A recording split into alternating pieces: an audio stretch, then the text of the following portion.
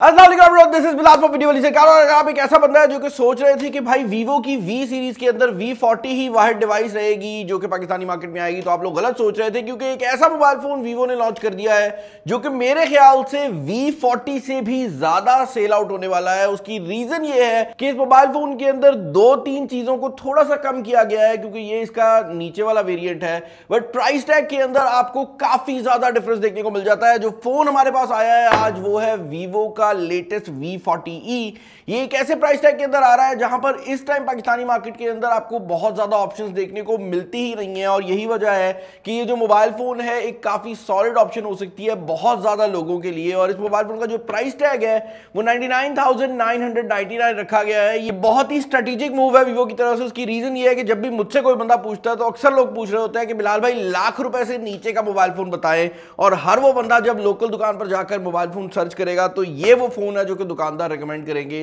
क्योंकि to be very honest on this one, ये वो फोन भी है जिसका अगर आप कैमरा फर्स्ट ओपन करते हैं ना तो आपको स्ट्रेट अप नजर आता है कि भाई कैमरा की क्वालिटी अच्छी है, या अगर आप फोन को हैंड फील वाली साइड से कंपेयर करते हैं तो वहां पर भी आपको फील होता है कि यार ठीक है, मोबाइल फोन के अंदर जो क्वालिटी है वो अच्छी रखी गई है। एंड वीवो की सबसे अच्छी बात पाकिस्तानी मार्केट में ये बन गई है कि इनको जब आप बेचने जाते हैं फोन्स को तो वहां पर भी अच्छा प्राइस टैग निकाल कर दे देते हैं, क्योंकि वीवो की प्राइसिंग स्ट्रेटजी जो है वो हमेशा से थोड़ी सी ज्यादा रही है। मतलब जहां पर दूसरी कंपनीज प्राइस कम करके फीचर ज्यादा देती हैं, वीवो ऐसा नहीं करता। उसका नुकसान ये होता है कि जब भी हम वीडियो बनाते हैं हम कहते हैं कि भाई 10,000 रुपया महंगा है, 20,000 रुपया महंगा है, but on the flip side market के अंदर आप लोगों का जो रिस्पॉन्स आता है वो ये आता है कि बिलाल भाई जब हम वीवो का फोन बेचने जाते हैं तो वो जो 10-20 हजार हमने एक्स्ट्रा खर्चा होता है वो हमें दुकानदार वापस कर देता है। तो ये आप पे डिपेंड करता है कि वो 10-20 हजार आपने खर्च के बाद में महंगा बेचना है फोन, या आपने वो स्टार्ट में ही नहीं खर्चना। लेकिन ये जो मोबाइल फोन है ये उतना महंगा भी नहीं है, यानी कि ये 10-20 हजार रुपया ओवर प्राइस मुझे नहीं लगा। फोन का नाम है वीवो का V40e। ये वीवो V40e 5G है। ये आपको इंटरनेट के ऊपर अगर आप सर्च भी करेंगे तो देखने को नहीं मिलेगा। Vivo was very secretive with this device. ये डिवाइस जब हमें रिसीव हुई तो बहुत ज्यादा बड़ा पेपर वर्क आया कि भाई ये जो डिवाइस है ना just keep it to yourself, और यही वजह है कि I think this design you haven't seen before. ये V40 से काफी मिलता जुलता डिजाइन है। पाकिस्तानी मार्केट के अंदर जो वेरिएंट लॉन्च हो रहा है 8GB RAM 256GB internal storage वाला है। जो V40 का वेरिएंट लॉन्च हुआ था वो 12GB RAM 512GB internal storage वाला था, लेकिन उसका प्राइस टैग 1,40,000 के करीब था, और ये जो है 99,000 रुपए के प्राइस टैग के अंदर आता है।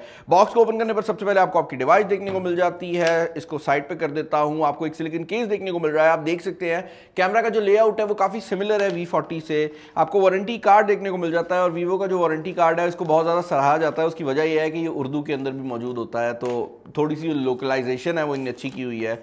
इसके अलावा एक क्विक स्टार्ट गाइड है। यहाँ पर आपको जो चार्जिंग देखने को मिलती है ये एग्जैक्टली वही चार्जिंग है जो कि वीवो के V40 के अंदर भी आती है। तो यहाँ पर आपको 80 वॉट की चार्जिंग जो है ये मोबाइल फोन प्रोवाइड कर देगा। और भाई वीवो के बारे में एक चीज जो कि मुझे हमेशा पसंद आती है वो ये आती है कि वीवो का आप ये चार्जर देखें, इसको ब्रांड तो वीवो फ्लैश चार्ज किया गया है, बट अगर आप बात करते हैं क्वालकॉम की क्विक चार्ज टेक्नोलॉजी की, अगर आप बात करते हैं USB की पावर डिलीवरी टेक्नोलॉजी की, उन सब टेक्नोलॉजीज के ऊपर भी आपका मोबाइल फोन फास्ट चार्ज हो सकता है। तो 80 वॉट तो आपको देखने को नहीं मिलेगा, लेकिन आप कोई भी फास्ट चार्जर लगाएंगे तो किसी हद तक फास्ट चार्जिंग जो है वो वीवो का फोन सपोर्ट कर लेता है। इसके अंदर मल्टीपल स्टैंडर्ड्स की सपोर्ट आती है। फोन को हम यहां पर इसके रैपर से रिमूव कर लेते हैं, और स्ट्रेट अप फर्स्ट चीज जो कि आप लोग देखेंगे वो ये है कि भाई मोबाइल फोन की जो फ्रंटल लुक है वो काफी हद तक सिमिलर है वीवो V40 से। ऑल दो यहां पर जो डिस्प्ले लगाया गया है इसकी रेजोल्यूशन 1080p है, जहां पर अगर आप V40 की बात करते हैं तो उसकी थोड़ी सी ज्यादा थी। दोनों साइड पर कर्व्ड एमोलेड आपको देखने को मिल जाता है।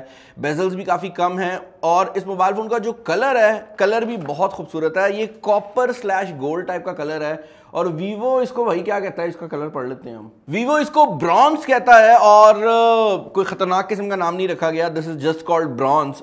यहां पर जो बॉडी दी गई है वो आई थिंक मेटल की है। बॉडी के बारे में मुझे कंफर्म नहीं है, लेकिन बैक को चेक कर लेते हैं। ओके भाई, तो इस मोबाइल फोन की जो बैक है वो भी आपको प्लास्टिक की देखने को मिल जाती है, लेकिन इसकी जो फील है वो काफी हद तक ग्लास वाली है। बैक साइड की अगर आप बात करते हैं तो कैमरा सेटअप काफी हद तक सिमिलर है वीवो V40 से। ऑल दो अगर आप दोनों फोन को साइड बाय साइड कंपेयर करेंगे तो उसका जो ये वाला कैमरा एरिया था ये मुकम्मल तौर पर सर्कल था, यहां पर थोड़ा सा ओवल दिया गया है। वीवो की जो ऑरा लाइट है, जो कि इनकी रिंग लाइट की टेक्नोलॉजी है, वो भी यहाँ पर आपको देखने को मिल जाती है और आपकी नॉर्मल फ्लैश भी यहाँ पर अवेलेबल है। साइड पर आपको साइड माउंटेड कीज मिल जाती हैं, नीचे वाली साइड पर आपकी सिम स्लॉट, टाइप सी की पोर्ट और उसके अलावा आपका जो स्पीकर ग्रिल है वो आपको देखने को मिल जाता है। Now this is one of those devices जिनके अंदर स्टोरेज तेज आने वाली है। मुझे क्यों पता है? मुझे इसलिए पता है इस मोबाइल फोन के अंदर जो चिपसेट लगाया गया है वो एक 5G चिपसेट है, तो देखने में आएगा कि वीवो ने इसके अंदर मेमोरी कार्ड की ऑप्शन दी है या नहीं, और मैं एक्सप्लेन भी करता हूं मैं ये बात कर क्यों रहा हूं। और यहां पर आपको मेमोरी कार्ड की ऑप्शन देखने को नहीं मिलती, तो इसके अंदर आपको 256 GB की इंटरनल स्टोरेज मिलेगी and that is pretty much it. Basically होता यह है कि पहले मोबाइल फोन्स के अंदर जो स्टोरेज आती थी वो स्लो होती थी, तो जब आप मेमोरी कार्ड डालते थे कोई फर्क नहीं पड़ता था क्योंकि मेमोरी कार्ड भी स्लो होते हैं। ऑन दी फ्लिप साइड जो अब नए फोन्स आ रहे हैं, क्योंकि इनके अंदर स्टोरेज तेज होती है, तो जब आप मेमोरी कार्ड डालते हैं और मेमोरी कार्ड के अंदर चीजें करना शुरू करते हैं तो आपका मोबाइल फोन स्लो होना शुरू हो जाता है, क्योंकि मेमोरी कार्ड उसको स्लो कर रहा होता है। आपकी जो इंटरनल स्टोरेज होती है वो जितनी मर्जी तेज हो, जब इंफॉर्मेशन उसने मेमोरी कार्ड से उठानी है तो उसने स्लो होना ही है। अच्छा भाई, इस मोबाइल फोन के अंदर जो आपको डिस्प्ले फिंगरप्रिंट स्कैनर देखने को मिलता है वो बहुत ज्यादा तेज है, लेकिन जो चीज मुझे थोड़ी सी इंटरेस्टिंग लगी है, ये V40 में भी हमने नोटिस की थी, वो ये है कि 90% ऑफ द टाइम आप फिंगरप्रिंट स्कैनर यूज ही नहीं कर पाएंगे, क्योंकि इसकी जो फेस आईडी है, ये मैंने फोन बिल्कुल सीधा रखा हुआ है, अभी नहीं काम कर रही, लेकिन मैं आपको एक चीज दिखाता हूं। मैं इसको हल्का सा भी एंगल पे लेकर आऊंगा ना और मैं इसको ऑन करूंगा तो ये फेस आईडी काम कर जाती है, और ये इतनी ज्यादा तेज है कि 90% ऑफ द टाइम आप फिंगरप्रिंट स्कैनर यूज ही नहीं करेंगे, बट जब आप करेंगे तो वो भी बहुत ज्यादा तेज लगाया गया है। डिस्प्ले की यहाँ पर जो ब्राइटनेस है वो बहुत ज्यादा रखी गई है, लेकिन जो V40 था वो 4500 निट्स के साथ आता था। यहाँ पर आई एम अज्यूमिंग कि थोड़ी सी जो पीक ब्राइटनेस है वो कम है, लेकिन वीवो ने किसी भी डॉक्यूमेंटेशन के अंदर इसको मेंशन नहीं किया, और इसको मेजर करना काफी ज्यादा मुश्किल होता है क्योंकि आपको डेडिकेटेड इक्विपमेंट चाहिए होता है। इसके अलावा अगर आप बात करते हैं इंटरनल्स की, तो चीजें यहां पर हो जाती हैं इंटरेस्टिंग, क्योंकि इस मोबाइल फोन के अंदर जो प्रोसेसर लगाया गया है वो Dimensity 7300 5G है। ये चिपसेट इससे पहले हमने इस रेंज में किसी भी मोबाइल फोन के ऊपर चेकआउट नहीं किया। This is not the most powerful chipset जो कि आपको इस प्राइस रेंज में मिलता है, इससे ज्यादा पावरफुल चिपसेट्स आए हैं, बट ये भी अपनी प्राइस रेंज का एक बहुत ज्यादा पावरफुल चिपसेट है। इसका जो स्कोर है Antutu के ऊपर वो तकरीबन 7 लाख के करीब का हमें देखने को मिला है, और ये पावरफुल होने के साथ साथ बहुत एफिशिएंट चिपसेट भी है, क्योंकि ये 4 नैनोमीटर के जो प्रोसेस है उसके ऊपर आता है, जिसकी वजह से ये काफी ज्यादा एफिशिएंट चिपसेट भी बन जाता है। इस मोबाइल फोन के अंदर जो इंटरनल स्टोरेज लगाई गई है वो UFS 2.2 की है, और इसके अंदर जो रैम लगाई गई है वो आप देख सकते हैं कि 8 GB रैम है। ये 8 GB रैम LPDDR5 टेक्नोलॉजी के ऊपर बेस्ड है। यहाँ पर आपको वाइड वाइन L1 की सपोर्ट ऑब्वियसली देखने को मिल जाती है, उस साइड से कोई भी मजाक नहीं किया गया। डे टू डे यूजेज के अंदर this feels like a proper solid device, और मैं ये गारंटी दे सकता हूं कि अगर आप एक आम बंदा है जिसको गेमिंग का शौक नहीं है, तो वो बंदा इस मोबाइल फोन में और एक फ्लैगशिप मोबाइल फोन के अंदर स्पीड का फर्क नहीं बता पाएगा। उसकी वजह यह है कि this provides more than enough power, कि आप 90% ऑफ द टास्क जब करते हैं तो ये बहुत ज्यादा तेज फील होता है। लेकिन जहां पर आपको फर्क फील होगा वो है गेमिंग, क्योंकि ऑब्वियसली गेमिंग सबसे ज्यादा पावर को यूटिलाइज करती है। यहां पर अगर आप बात करते हैं PUBG की परफॉर्मेंस की, तो हमने उसको भी टेस्ट आउट किया है। PUBG की परफॉर्मेंस में ये स्मूथ पे आपको एक्सट्रीम फ्रेम रेट प्रोवाइड करती है, और HDR पे भी अल्ट्रा फ्रेम रेट प्रोवाइड करती है। अब ऐसा नहीं है कि इससे ऊपर की टेक्नोलॉजी नहीं आती, बट अगर आप लाख रुपए की रेंज की बात करते हैं तो इससे ऊपर की परफॉर्मेंस आपको पाकिस्तानी मार्केट में PTA अप्रूव्ड डिवाइसेस में देखने को नहीं मिलती, जो कि एक बड़ी बात है, क्योंकि I was not expecting Vivo को कि वो गेमिंग वाली साइड से भी इतना स्ट्रॉन्ग फोन प्रोवाइड करेंगे। आई थिंक उन्होंने अच्छा प्रोसेसर लगाया और धक्के से गेमिंग आ गई है।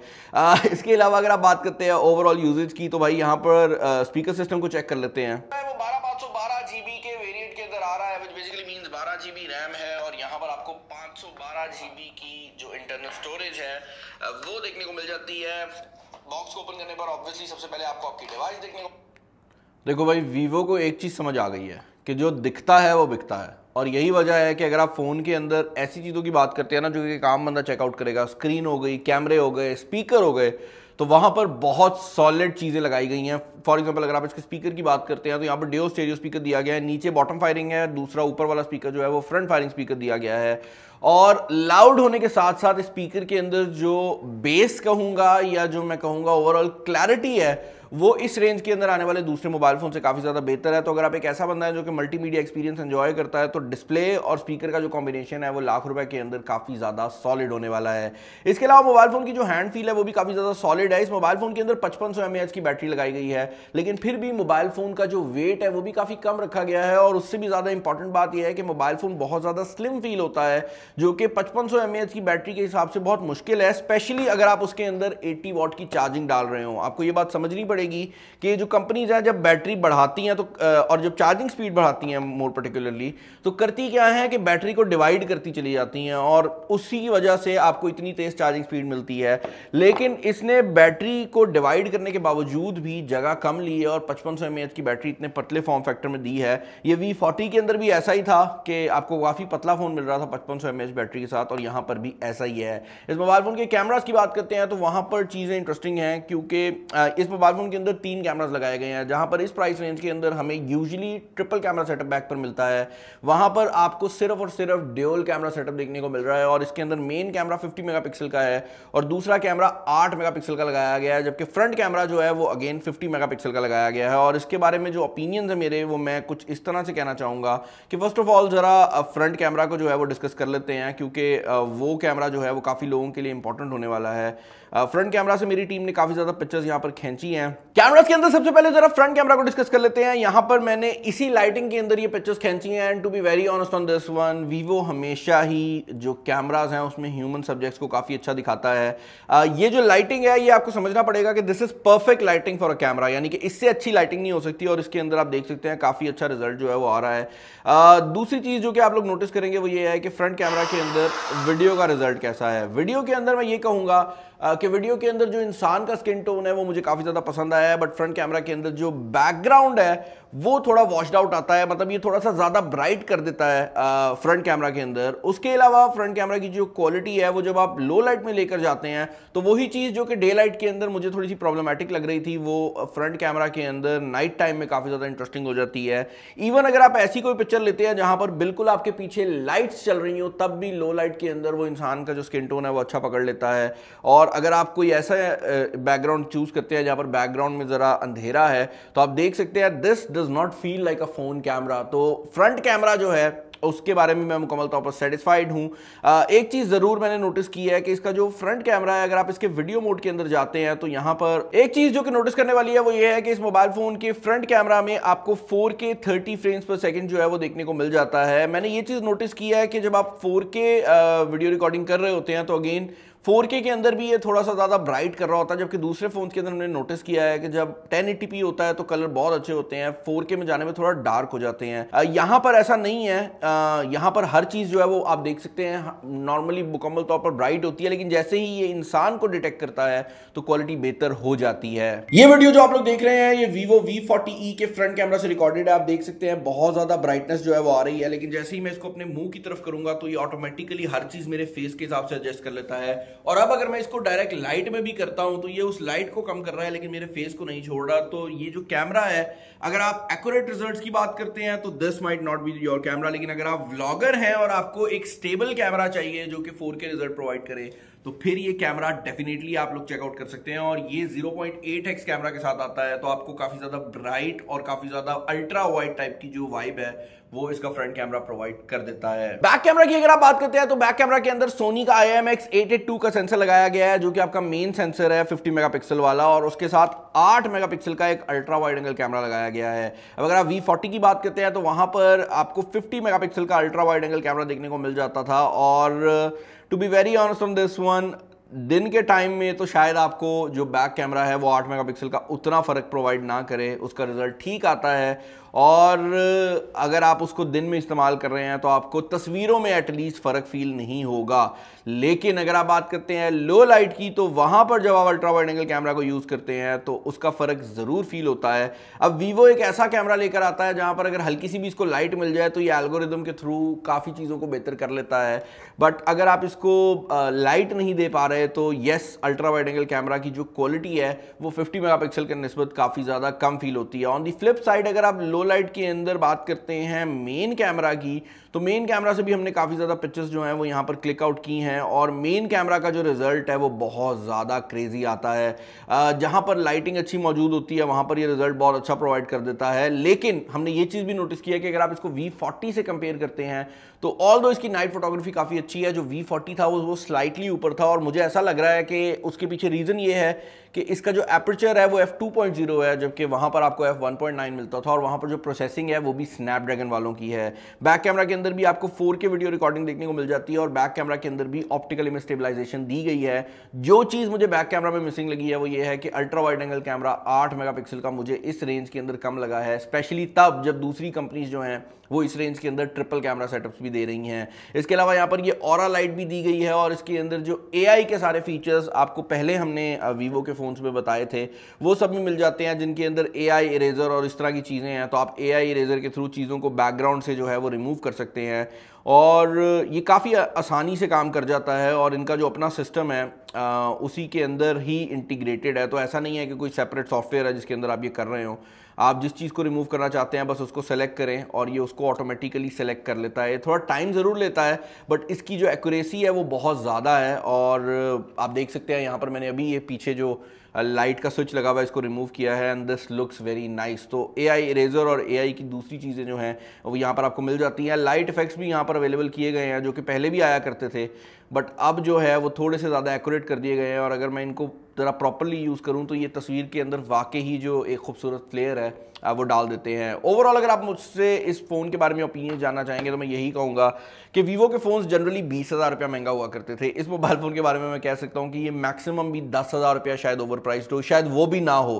तो अपने प्राइस रेंज के अंदर ये मोबाइल फ़ोन पाकिस्तानी मार्केट की इस time one of the best options बन गई है। और उसके पीछे रीज़न ये नहीं है कि वीवो ने कुछ कमाल किया है, उसके पीछे रीज़न ये है कि जो कंपनियाँ इस प्राइस टैग में लड़ रही थी पहले वो सब अपने जो फ़ोन्स हैं ना वो लॉन्च ही नहीं कर रही। मतलब लाख रुपए में आपको ज़्यादा ऑप्शंस मिलती ही नहीं है और इस मोबाइल फ़ोन को लाख रुपए में लॉन्च करके वीवो ने वो जो एक खास विंडो है उसको टारगेट कर लिया है। इस फ़ोन को अगर आप परचेज करना चाहते हैं मैं कोशिश करूंगा कि जब तक कि वीडियो लाइव हो इसका लिंक डिस्क्रिप्शन में लगा दूं।